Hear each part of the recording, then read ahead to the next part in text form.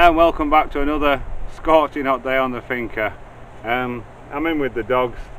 They're not interested, they're lying in the shade. We don't want to get them too excited because it's that hot. Yeah, so today, after several days, God knows how long out in this horrendous heat every day, we're having a day in the shade today. Have a bit of a respite from it. We've got an orange warning for today. What are you doing? It's forecast to be 40 degrees, 104 Fahrenheit again. Potentially the hottest day of the year so far. So we're having a day in the shade. Come on in. Come on in. Come on in. Here's Bear. Here he is. Oh, you baby. You're a baby boy, aren't you? It's hot. This is Bear.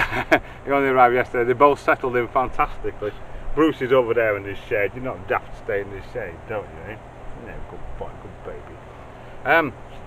So, where was I? Distracted by the dogs. Yeah, potentially the hottest day of the year so far. From tomorrow it is set to cool down a bit and temperatures more back to normal. So we can perhaps look at making a start on the donkey and goat enclosure if it cools down a bit. I don't know if you remember a few weeks ago, we had a slight leak on our water tank. Hello, Trouble. So I've had a look at that this morning, and I lined it all with this food grade coating, followed all the instructions, primed it, everything exactly as they should have done, and it's peeled off in sheets. I'll show you in a minute. So I've been down the tank today and I've had a look, and there's nothing obvious as to where it's leaking from, but it only seemed to leak when it was like full at 7,000 litres.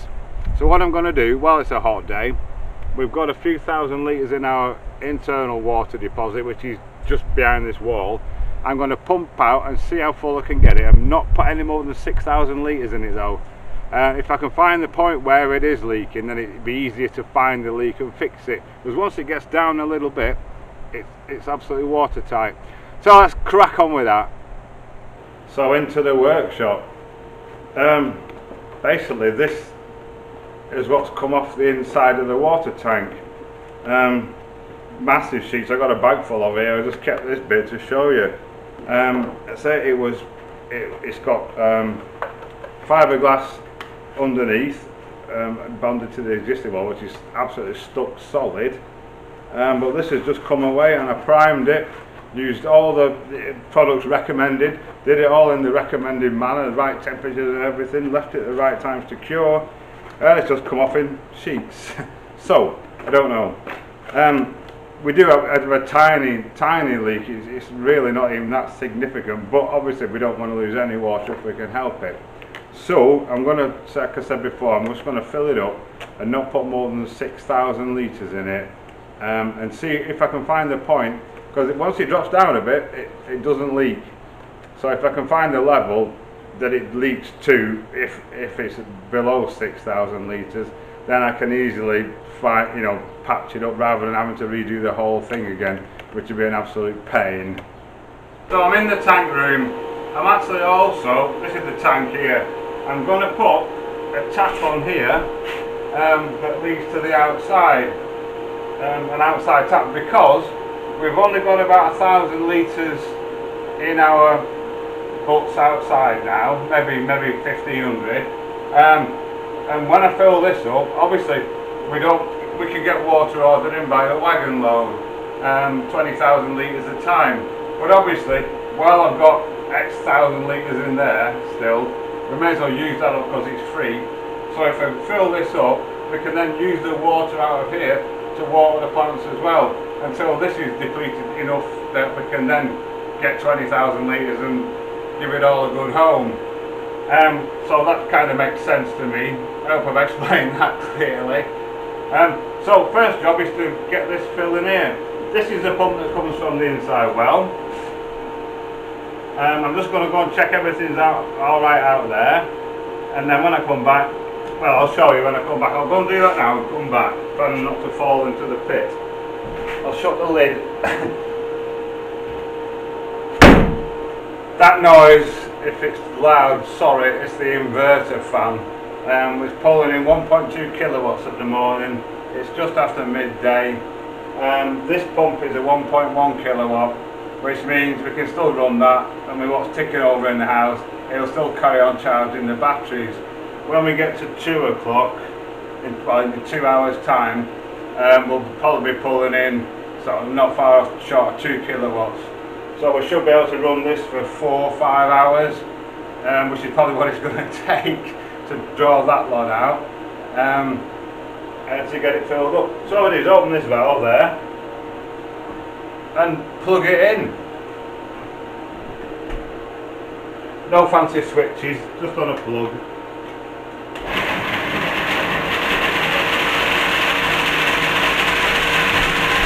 Make sure it's working.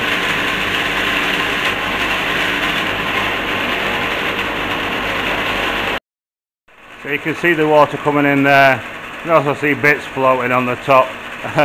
I'll fish them off when it gets fuller. I can reach them. You can see where it's come off the wall there, just straight off. So yeah, we'll fill it up. When it's full, we'll give it a good clean off, get the rubbish out. Those marks on the side there, each one is 1,000 litres, and the top one's 7, so 6, 5. So the bottom one's 4,000 litres.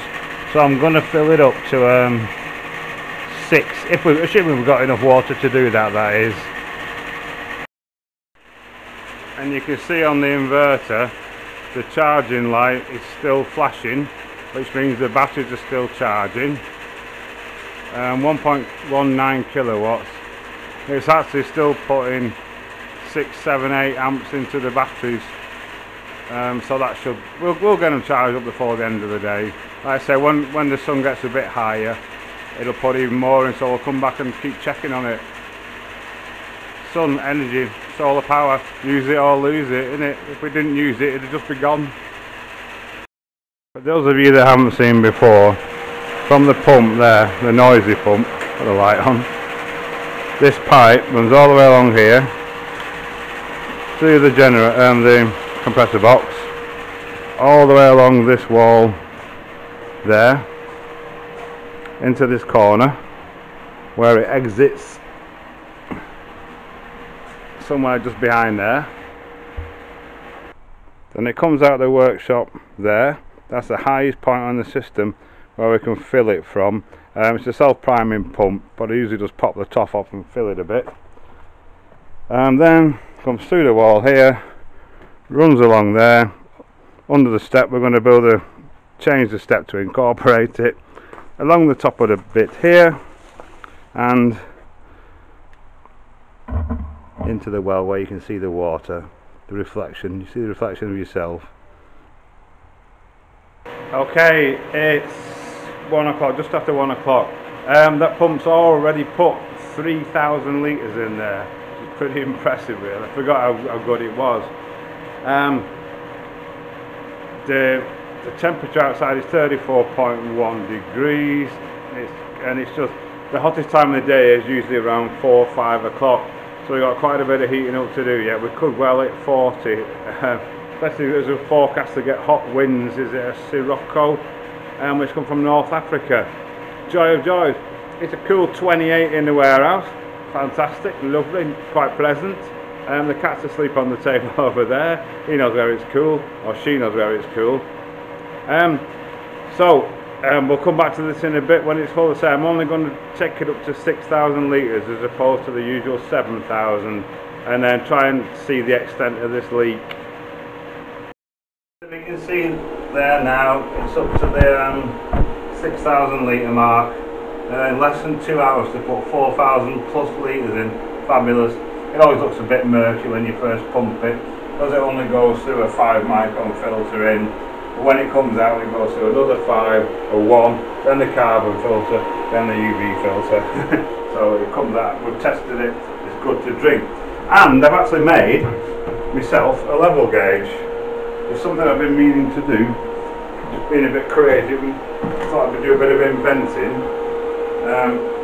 Basically, I've drilled a hole through the base and glued a piece of pipe in, then got a thinner piece, it's actually a piece of conduit, and I'm glued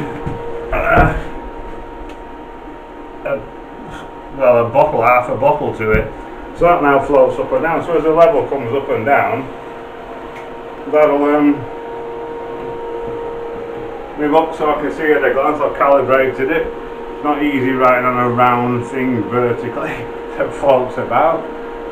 So I can see at a glance exactly how much water I've got in without having to open the hatch. Happy days. Right, so that's full, pump switched off, valves shut. We're good to go again.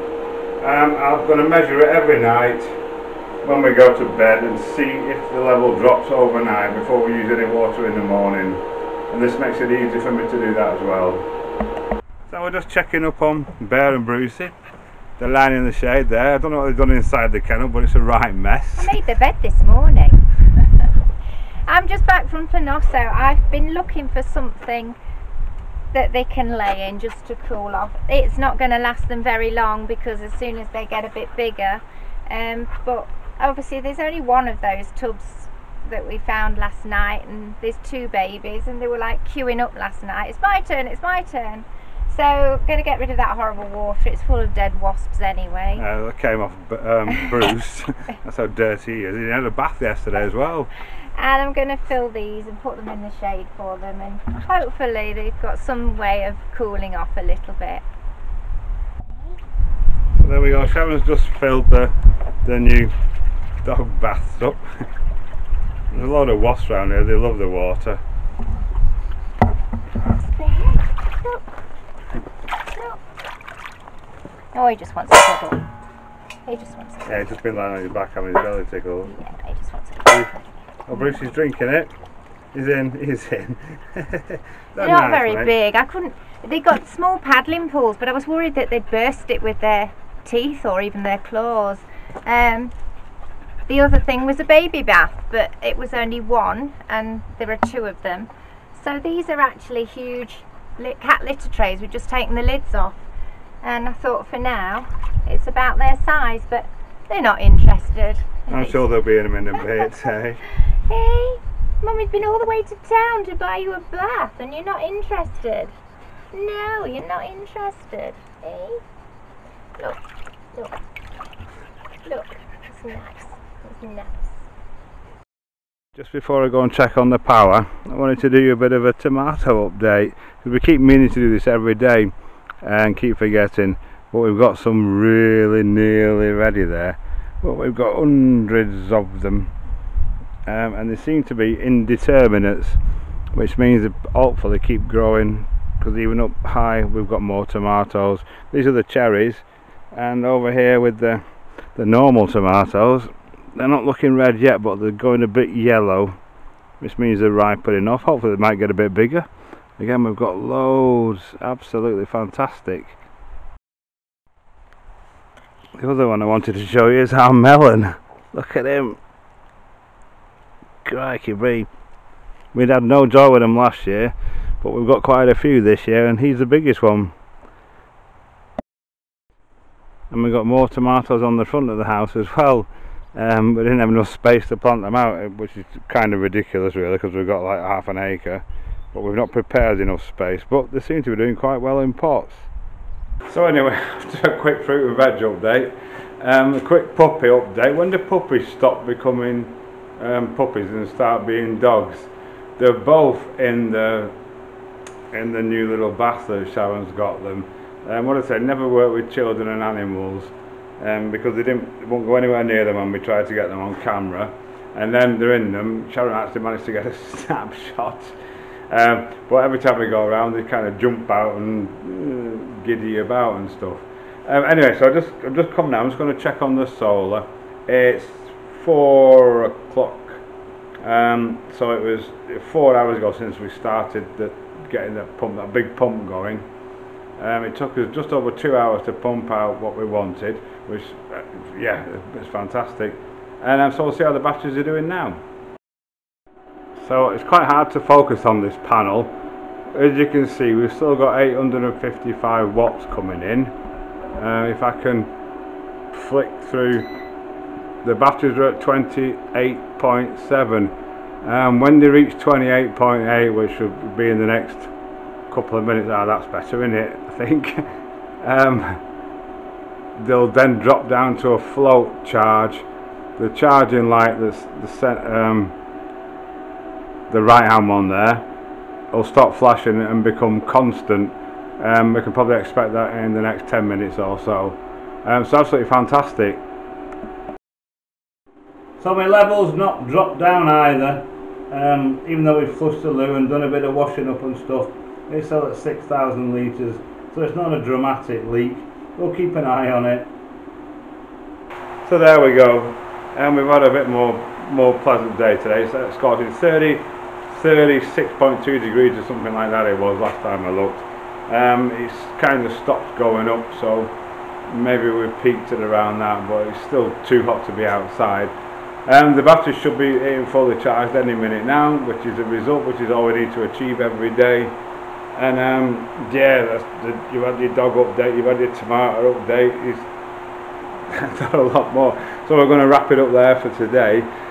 Thanks again to everyone for watching, and thanks to all the subscribers and all the new subscribers. And you know, if you enjoyed the videos, please consider subscribing yourself if you haven't already done so. Just click the little button down there-ish. Check the little bell next to it and select all to make sure you don't miss any of our future videos. And we'll be back tomorrow with another one.